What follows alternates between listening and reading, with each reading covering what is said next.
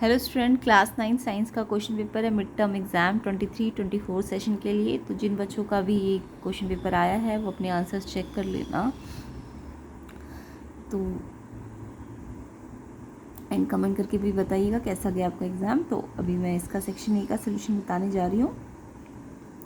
तो section A में पहले इंग्लिश के डिस्कस कर लेते हैं, फिर हिंदी मीडियम वाले डिस्कस कर लेंगे। तो यहाँ पे फर्स्ट क्वेश्चन आपका है, What is the phenomena involved in a lawn grass becoming wet in the morning during winter? तो विंटर के टाइम पे जो लॉन ग्रास की ग्रास होती है वो वेट हो जाती है। रीज़न क्या है इसके पीछे? तो इसके पीछे condensation by condensation, C option इसका करेक्ट था क्वेश्चन नंबर 1 का। क्योंकि यहाँ पे जब ठंडा मौसम होता है तो वेपर किस में चेंज हो जाते हैं? लिक्विड में। और वेपर से लिक्विड में बदलने को क्या कहते हैं? कंडेंसेशन कहते हैं। तो इसका आंसर क्या होगा? कंडेंसेशन। ठीक है। तो सेकंड क्वेश्चन था, when a gas jar full of air is placed upside down on a gas jar full of bromine vapours, the red brown vapour of bromine from the lower jar go upward into the jar containing air, the process involved here is. तो यहाँ पे जो bromine के vapour है वो lower jar से कहाँ जाते हैं? अपवर्ड में जाते हैं। तो ये फिनोमिना जो है इसको हम डिफ्यूज़न कहते हैं। तो डिफ्यूज़न इसका आंसर है। ठीक है। तो डिफ्यूज़न का ऑप्शन था हमारा, हिंदी में अगर कहें तो विसरण। ए ऑप्शन इसका आंसर है सेकेंड का। तो सेकेंड क्वेश्चन डिफ्यूज़न था। ठीक है। क्योंकि डिफ्यूज़न में क्या है? ब्रोमीन हैवियर है ना एयर से, तो ये सेटल डाउन हो जाएगी जार में एंड एयर राइज करेगी टॉप ऑफ द जार में। तो इसलिए जो जार है वो कैसा दिखेगा? रेडिश ब्राउन दिखेगा। तो डिफ्यूज़न फिनोमिना इसमें ए ऑप्शन इसका करेक्ट है। नेक्स्ट क्वेश्चन था आपका third question, which of the following statement mark as the difference between plant cell and animal cell? Animal cell और प्लांट सेल में डिफरेंस का मेन जो स्टेटमेंट है यहाँ पे कौन सा है? तो इसमें ए ऑप्शन है, प्लांट सेल में सेल वॉल है, एनिमल सेल में नहीं होती है। तो इसका आंसर थर्ड का ए ऑप्शन था। ठीक है। तो किस किस ने ये ऑप्शन टिक किए हैं कमेंट करके ज़रूर बताइएगा। कैसा गया एग्ज़ाम ये भी कमेंट करके बताइएगा। फोर्थ क्वेश्चन पे आते हैं। फोर्थ क्वेश्चन है, among the following statement which one is incorrect? इनमें से कौन सी स्टेटमेंट है जो इनकरेक्ट है? तो फर्स्ट स्टेटमेंट है, Golgi apparatus is involve with formation of lysosome. ये तो करेक्ट है, आपको तो इनकरेक्ट वाली पूछी गई है, ये फर्स्ट करेक्ट है। न्यूक्लियस माइटोकॉन्ड्रिया प्लास्टिड डीएनए, ये भी करेक्ट है। लाइजोसोम को सुसाइडल बैग्स कहते हैं, ये भी करेक्ट है। मैंने आपको जब प्रैक्टिस कराई थी तो ये सारे क्वेश्चंस और स्टेटमेंट आपको समझा रखी थी। तो जिन जिन बच्चों ने जो प्रैक्टिस की है, प्लेलिस्ट की वीडियोस की है, तो उनको एग्ज़ाम अच्छा गया होगा। कमेंट करके बताइए कैसा गया आपका एग्ज़ाम। तो डी ऑप्शन जो है, cytoplasm is also known as protoplasm, ये आपका इनकरेक्ट स्टेटमेंट है। तो यानी कि डी इसका आंसर है। इनकरेक्ट ढूंढना था ना, बाकी सारी तो करेक्ट है। तो इनकरेक्ट कौन सी है? डी वाली, साइटोप्लाज्म को प्रोटोप्लाज्म कहते हैं। Question number 5, a person met with an accident in which 2 long bones of his hand were dislocated. तो एक्सीडेंट में जो उसकी 2 लॉन्ग बोन्स थी वो डिसलोकेटेड हो गई। तो इसमें से कौन सा रीज़न रहा होगा? टेंडन ब्रेक हुआ होगा, स्केलेटल मसल ब्रेक हुई होगी, लिगामेंट ब्रेक हुआ होगा कि एरुलर टिश्यू ब्रेक हुआ होगा? तो उसके लिगामेंट्स ब्रेक हुए होंगे। तो इसका ऑप्शन क्वेश्चन नंबर 5 का सी ऑप्शन है, लिगामेंट ब्रेक्स। ठीक है। हिंदी वाले भी समझ लेते हैं, ऑप्शंस बता दूंगी मैं। तो सर्दियों के दौरान घास गीला क्यों होती है? संघनन, सी ऑप्शन है इसका। जब हवा से भरे गैस जार को ब्रोमीन वाष्प से भरे गैस जार को उल्टा रखा जाता है तो कौन सी प्रक्रिया होती है? विसरण, ए ऑप्शन है इसका। थर्ड क्वेश्चन, पादप कोशिका और जंतु कोशिका के बीच अंतर, ए ऑप्शन है इसका। कोशिका वृत्ति होती है, जंतु में नहीं होती। एंड कौन सा कथन गलत है? तो ये मैंने अभी बताया, कोशिका द्रव्य को जीव द्रव्य भी कहा जाता है, डी ऑप्शन इसका गलत है। एक व्यक्ति दुर्घटना का शिकार हो गया, हाथ की 2 लंबी अस्थियां टूट गई, स्नायु टूट गई उसकी, सी ऑप्शन है इसका।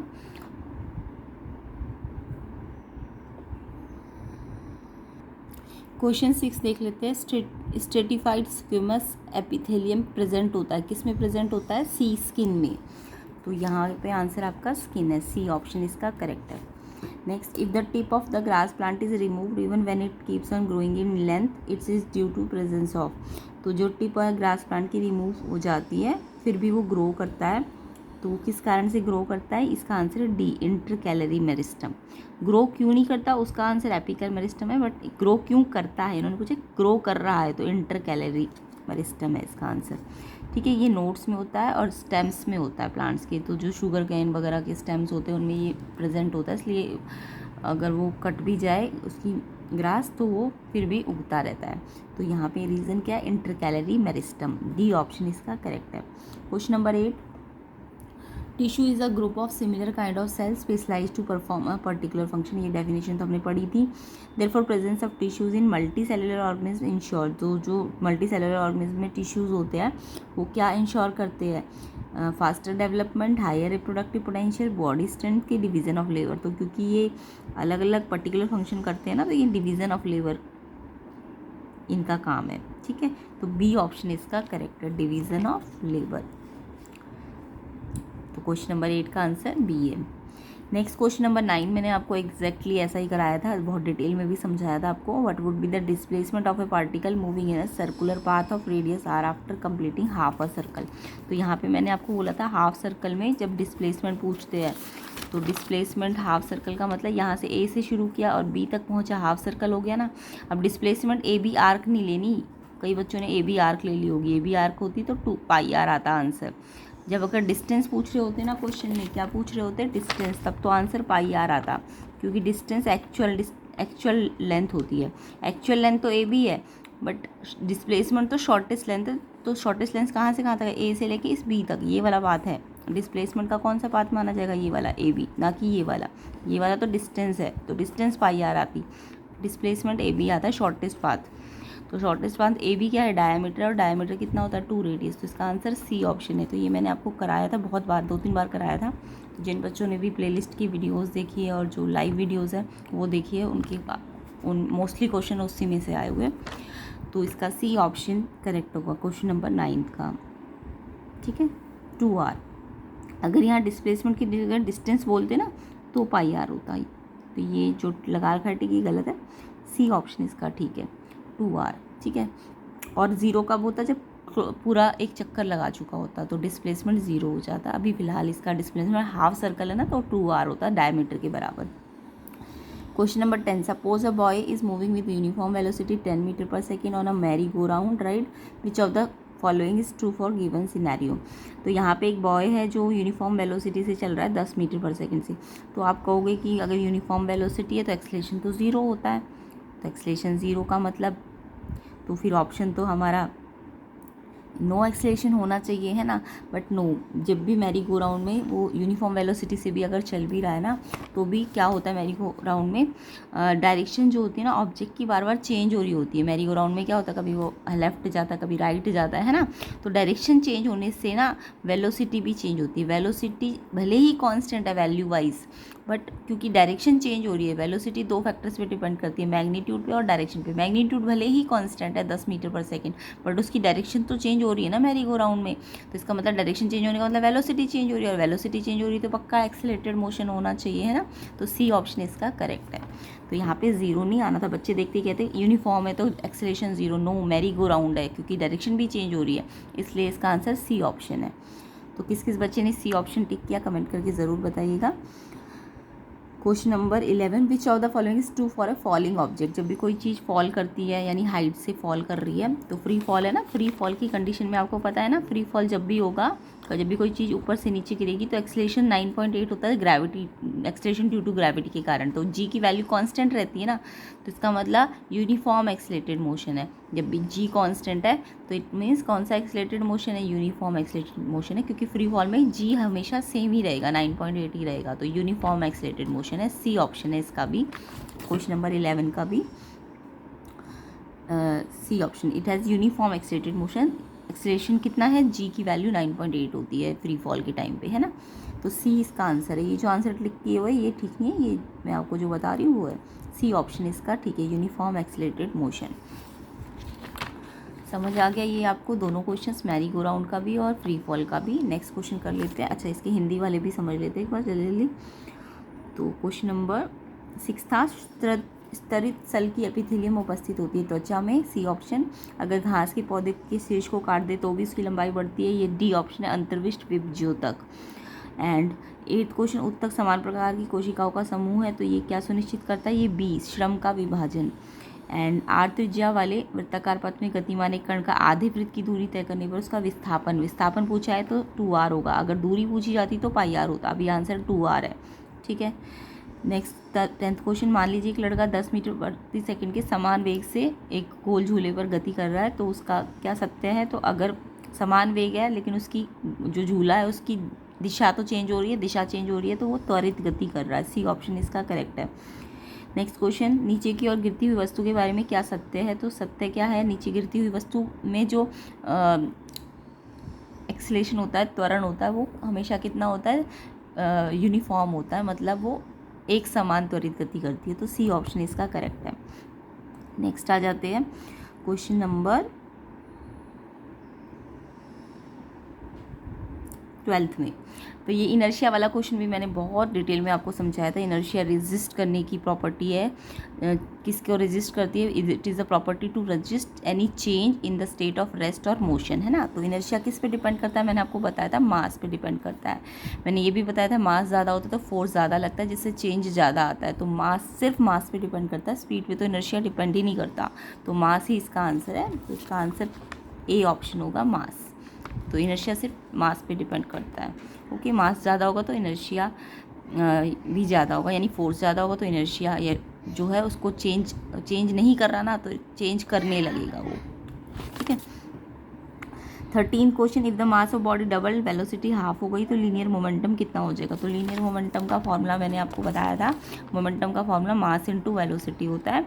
अगर मैंने मास को डबल किया, देखो अब इस m के प्लेस में अगर हम डबल m कर देंगे और v की जगह हाफ v कर देंगे तो 2 से ये 2 कट जाएगा, तो आंसर फिर से mv ही आ जाएगा, यानी कि जो नया मोमेंटम है वो फिर से mv आ जाएगा, यानी पुराने के इक्वल हो जाएगा, दोनों क्या होगा, इक्वल हो गए ना, तो इसका मतलब सेम रहेगा। अगर आप इसको भी डबल कर रहे हो, इसको हाफ कर रहे हो, तो यानी कि आपने जितना यहाँ बढ़ाया तो उतना यहाँ कम कर दिया, तो ये कट गया, तो यानी पुराना ही तो आ गया, तो यानी सेम रहता है मोमेंटम। तो इसका आंसर क्या होगा, B option remains the same. Question number 13, हाँ ये तो मैंने समझा दिया ना, तो सेम रहेगा, बी ऑप्शन इसका करेक्ट है। Question number 14, a passenger in a moving train which is moving with uniform velocity tosses a coin, the coin will fall. तो एक पैसेंजर है जो चलती हुई ट्रेन पे चल रहा है, बट वेलोसिटी उसकी यूनिफॉर्म है, उसने एक कॉइन को टॉस किया, तो कॉइन कहाँ गिरना चाहिए, तो देखिए अगर कॉइन जब ऊपर जाएगा ना तो कॉइन एयर में चला जाएगा, स्टार्टिंग में कॉइन चाहे भले ही यूनिफॉर्म वेलोसिटी में होगा, बट जैसे ही वो ऊपर जाएगा तो एयर में होगा, एयर में उसकी वेलोसिटी क्या हो जाएगी, कम हो जाएगी, लोअर हो जाएगी, लेस हो जाएगी ट्रेन से, तो ट्रेन एक्सेलरेटेड मोशन में आ जाएगी, है ना, चाहे उसकी यूनिफॉर्म वेलोसिटी है तब भी वो एक्सेलरेशन आ जाएगा, जिसके कारण वो बिहाइंड पैसेंजर, कॉइन जो है behind the passenger, law of inertia ना, पैसेंजर के बिहाइंड गिरेगा, तो यहाँ पे बिहाइंड द पैसेंजर आएगा। ठीक है, यूनिफॉर्म तो था बट क्योंकि कॉइन ऊपर गया तो उसकी वेलोसिटी क्या हो गई होगी, कम हो गई होगी, है ना, जिस कारण से एक्सेलरेशन आ जाएगा, तो बिहाइंड द पैसेंजर इसका आंसर है, B option. Next question number 15, growing different crop in the same field in a pre plan succession to improve the quality and quantity of the crop yield and maintain the fertility of soil, इसको हम कहते हैं क्या है, इसको हम crop rotation कहते हैं, ए ऑप्शन इसका करेक्ट है, क्रॉप रोटेशन है, ए ऑप्शन इसका करेक्ट है। किस किस बच्चे ने ये आंसर्स लिखे हैं कमेंट करके ज़रूर बताइएगा, एग्जाम कैसा गया ये भी बताइएगा। Which non Indian variety of honey bee is use in commercial honey production, commercial honey production में कौन सी non Indian variety honey bee की जो यूज़ की जाती है, इसका आंसर है Apis dorsata, Apis dorsata, D option इसका करेक्ट है।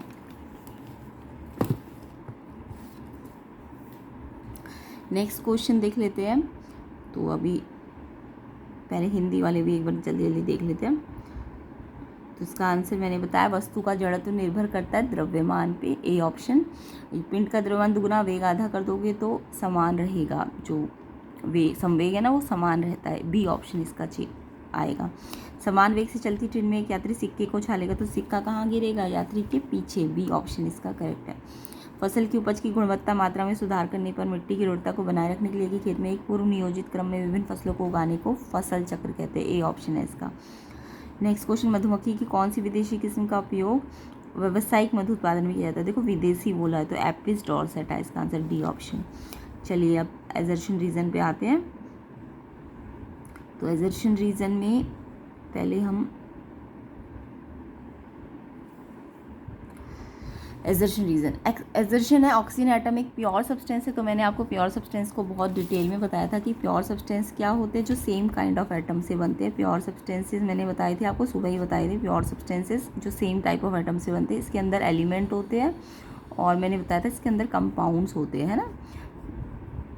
एलिमेंट जब सिंगल एटम हो, जैसे ओ, ऑक्सीजन, क्लोरीन, हाँ मतलब सेम एटम हो। अब वो एक ऑक्सीजन भी हो सकता है या दो ऑक्सीजन भी हो सकते हैं, है तो ऑक्सीजन ही ना, या क्लोरीन सिंगल भी हो सकता है, क्लोरीन डबल, तो मतलब सेम एटम होना चाहिए। बट कंपाउंड मैंने बताया था जैसे CO2 होता है तो इसमें दो अलग अलग एटम है, H2O इसमें दो अलग अलग एटम है ना, तो ये कंपाउंड है, ये फिक्स प्रोपोर्शन में होते हैं। तो एलिमेंट या O या O2 जब सेम एटम बना होगा तो एलिमेंट होंगे। तो एलिमेंट प्योर सब्सटेंसेस ही तो होते हैं। तो यस ट्रू है आपका, है ना। तो यही तो बोल रहा है कि ऑक्सीजन एटम मतलब O सिंगल है तो वो प्योर सब्सटेंस है। यस, वो सेम काइंड ऑफ एटम से बना है इसलिए वो प्योर सब्सटेंस है। Oxygen never found in any combined state, क्या ऑक्सीजन कभी कंबाइंड स्टेट में नहीं मिलेगा? नो, ऑक्सीजन तो देखो O2 के साथ कंबाइंड स्टेट में, H2O के साथ कंबाइंड स्टेट में, CO2 के साथ कंबाइंड स्टेट में है। तो इट मीन्स ये तो फॉल्स है आपका, है ना, ऑक्सीजन कंबाइंड स्टेट में मिलता है, तो रीज़न तो गलत है। तो असर्शन तो ठीक बोल रहा है बट रीज़न गलत बोल रहा है, इसलिए आंसर सी ऑप्शन है इसका, क्वेश्चन नंबर 17 का। Next question number 18, amoeba single cell animal है। यस, हमने पढ़ा हुआ सिंगल सेल एनिमल है क्योंकि इसके सारे सिंगल सेल ही सारी एक्टिविटी करते हैं ना, जितना भी काम है, फूड इनटेक करना, गैसेस एक्सचेंज करना, एक्सक्रीशन करना, ये सिंगल सेल ही करते हैं। तो सिंगल सेल एनिमल है, ट्रू है ये आपका। Amoeba is not unicellular organism. देखो एक तरफ से तो बोल रही है सिंगल सेल है और उसके बाद बोल रही है ये यूनिसेलुलर ऑर्गेनिज्म है। यूनिसेलुलर ऑर्गेनिज्म उसी को तो कहते हैं जिसके सिंगल सेल होती है, तो इसमें बोलते हैं नॉट है, तो ये गलत है। एजर्शन ठीक है बट रीज़न गलत है, इसलिए इसका आंसर भी सी ऑप्शन होगा। नेक्स्ट क्वेश्चन नंबर 19, एजर्शन है velocity versus time graph. Particle का यूनिफॉर्म मोशन में जब होता है तो वो एक स्ट्रेट पाथ होता है और एक स्ट्रेट लाइन होता है। ये हमने बनाया था ना VT graph, velocity time graph में हमने देखा था कि जब यूनिफॉर्म मोशन होता है तो वेलोसिटी चेंज नहीं हो रही होती, जितना जैसे टाइम बढ़ रहेगा ना V चेंज नहीं हो रहा। V देखो हर बार कांस्टेंट ही है, तो V कांस्टेंट है मतलब चेंज नहीं हो रहा ना, तो ये एक स्ट्रेट लाइन ही तो आएगी। यस ठीक है कि वेलोसिटी वर्सेस टाइम ग्राफ में यूनिफॉर्म मोशन का मतलब है कि स्ट्रेट पाथ होता है और स्ट्रेट लाइन आती है। यस, स्ट्रेट लाइन ही तो आई है, बट ये ध्यान रखना स्ट्रेट लाइन आई है, पैरेलल टू एक्स एक्सिस भी लिखा होता तो और ज़्यादा अच्छी इन्फॉर्मेशन मिलती, बट स्ट्रेट लाइन है। तो ये रीज़न एजर्शन ठीक है आपका।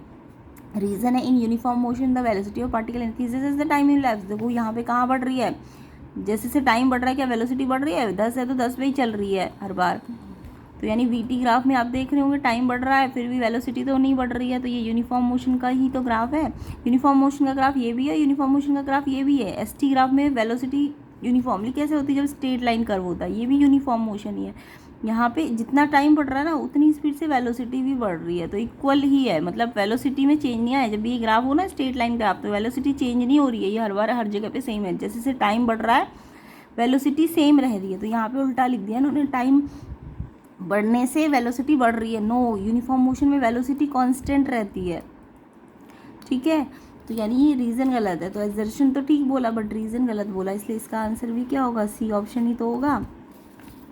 क्वेश्चन 20, एजर्शन है एक रॉकेट वर्क करता है थर्ड लॉ ऑफ मोशन में। ये ठीक है, और रॉकेट का जो मतलब बेस्ड होता है वो थर्ड लॉ पे डिपेंड करता है। तो एजर्शन आपका ठीक है, रीज़न भी ठीक है क्योंकि एक्शन में उतना ही इक्वल और अपोजिट डायरेक्शन में रिएक्शन होता है। तो यही तो थर्ड लॉ कहता है ना, आपने पढ़ा होगा थर्ड लॉ कि जितना आगे जाएगा उतना ही पीछे जाएगा, बट सेम मैग्नीट्यूड वाइज। तो रीज़न भी बिल्कुल ठीक है और रीज़न ही एक्सप्लेन कर रहा है कि थर्ड लॉ मोशन के पे क्यों काम कर रहा है, इसलिए ये दोनों सही भी और एक्सप्लेनेशन भी ठीक है, इसलिए इसका आंसर ए ऑप्शन होगा। तो एजर्शन रीज़न में पहला, दूसरा, तीसरा तो सी ऑप्शन है, बट लास्ट वाला ए ऑप्शन है। हिंदी मीडियम को भी बता देती हूँ मैं। एजर्शन रीज़न तो अभिकथन और कारण। ऑक्सीजन एक शुद्ध पदार्थ है, ठीक है, ऑक्सीजन कभी भी संयोजन अवस्था में नहीं पाया जाता, ये गलत है, तो इसलिए इसका आंसर सी ऑप्शन है। ये वाला भी सी ऑप्शन है, और ये वाला जो है समान गति से गति करने वाला सीधी रेखा होता है, ये ट्रू है आपका अभिकथन। और जो इसका कारण है वो गलत है, क्योंककि इन्होंने बोल दिया गति बढ़ती है, तो गति तो समान रहती है ना, तो ये आपका गलत है। तो असर्शन ठीक है बट रीज़न गलत है, इसलिए सी आंसर है इसका भी। एक रॉकेट तृतीय नियम पे कार्य करता है, ये ठीक है आपका। एक तृतीय नियम कहता क्या, क्रिया के विपरीत प्रतिक्रिया होती है लेकिन विपरीत दिशा में होती है, तो ये भी ठीक है और रीज़न भी ठीक है, इसलिए इसका आंसर ए ऑप्शन है। तो असर्शन रीज़न में C है। ठीक है, आई होप आपका एग्जाम अच्छा गया होगा। इसके सेक्शन बी के क्वेश्चंस को हम नेक्स्ट पार्ट में डिस्कस कर लेंगे। सेक्शन बी सी डी अगर पूरा डिस्कस करना है तो आप मुझे कमेंट करके बताइए। क्वेश्चन पेपर को डिटेल में अगर डिस्कस करना है तो वीडियो शेयर कर दीजिए, चैनल को सब्सक्राइब कर दीजिए अगर नहीं किया है तो। एंड मैथ्स की वीडियोस, मैथ्स की प्रिपरेशन करने के लिए चैनल से जुड़े रहिएगा। मैथ्स में आपको प्रिपरेशन कराई जाएगी, ठीक है, क्वेश्चन पेपर्स की, तो आपको इससे जुड़े रहना है चैनल से। एंड वीडियो को शेयर ज़रूर कीजिए, एंड अगर कोई क्वेरी है तो कमेंट करके बताइएगा। एंड अगले पार्ट में हम इसका सेक्शन बी और सी कंप्लीट करेंगे।